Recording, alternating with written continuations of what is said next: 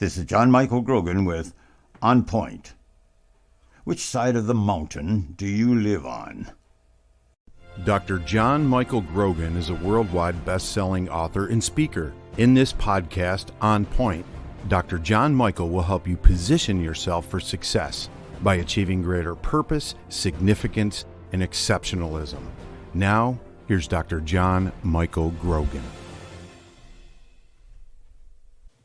Today, I want to ask you a question. What side of the mountain do you live on? Studies show that people who live on the east side of the mountain, sun rising, usually get up in the morning saying something like, "Good morning, God." Then get on with leaping tall buildings, accomplishing things. They live with positive expectancy.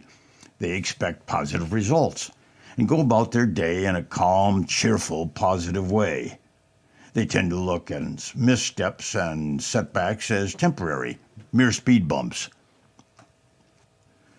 People who live on the west side of the mountain, sun setting, tend to drag out of bed in the morning muttering something like, "Good God, it's morning."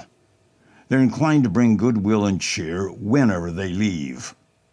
We all know people like this, pessimistic, bitter, cynical. They tend to dwell on problems and woes instead of dreams and goals.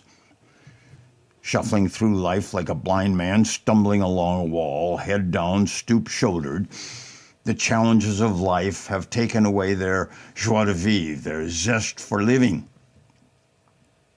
They are among the walking dead. They just haven't laid down yet. Is the difference between these two kinds of people caused by genetics, perhaps habits bred into us in our youth?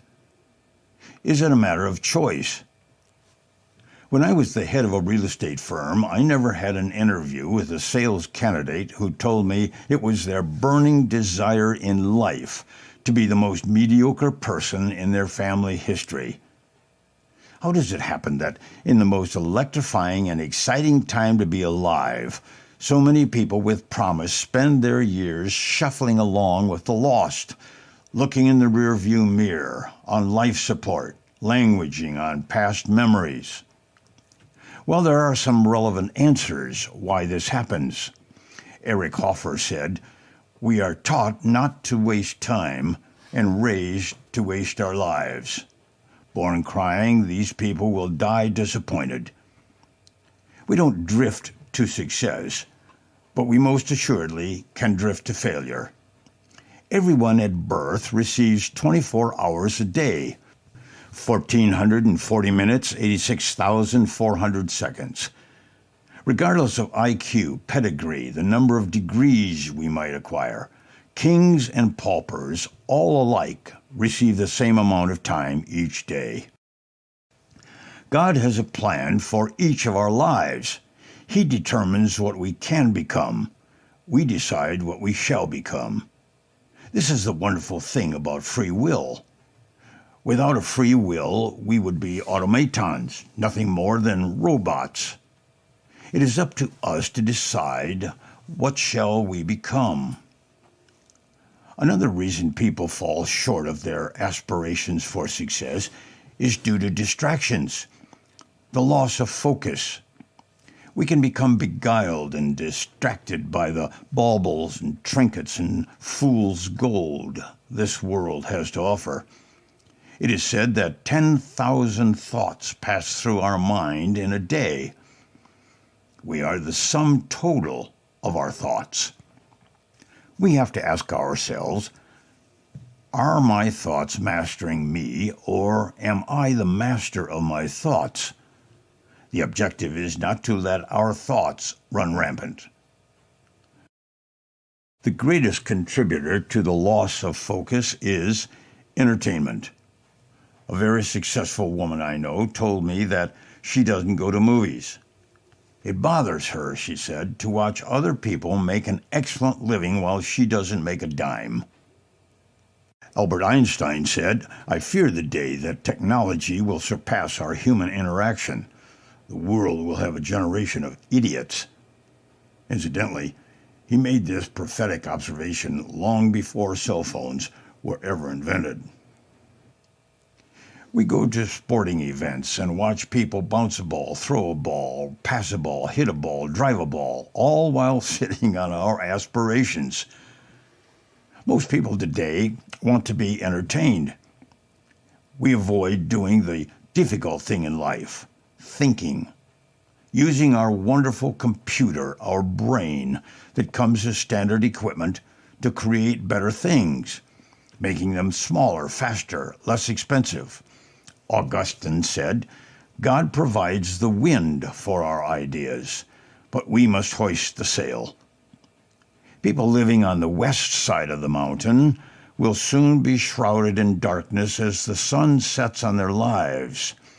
Tempus fugit, momente mori. Swift fly the years. Remember your mortality. Doctors tell us that short, frequent vacations or breaks are healthier for us than infrequent, long vacations or breaks. Take a weekend and go somewhere. It doesn't matter where or how far away you go. Just go. The first day, you'll gear down. The second day, your batteries will recharge. By the third day, you'll come roaring back ready to leap tall buildings. Any strength taken to an extreme becomes a liability or a weakness. Some people need to come off a vacation. They seem to be in the permanent Rip Van Winkle state of hibernation. I think of the man who complained to his friend. He said, I married a crank. His friend said, maybe if you were more of a self-starter, she wouldn't have to crank. It takes discipline and living in reality to go from the west side of the mountain to the east side of the mountain, where brightness and hope live. In order to do this, we have to eliminate two phrases from our vocabulary. High achievers seldom, if ever, use these two phrases, if only and I wish. These are staples in the vocabulary of the dreamer. Wishful thinking, Eleanor Roosevelt said, is one of our besetting sins. Focusing only on our dreams and wishes and ignoring reality is immaturity. Focusing only on reality and failing to strive for the ideal leads to compromise, bitterness, and cynicism. The dreamer will quietly pass away, holding on to their illusions. Shakespeare said, our doubts are traitors and make us lose the good we oft might win by fearing to attempt. Those who are unwilling to be calculated risk-takers can expect to have poverty as their permanent house guest.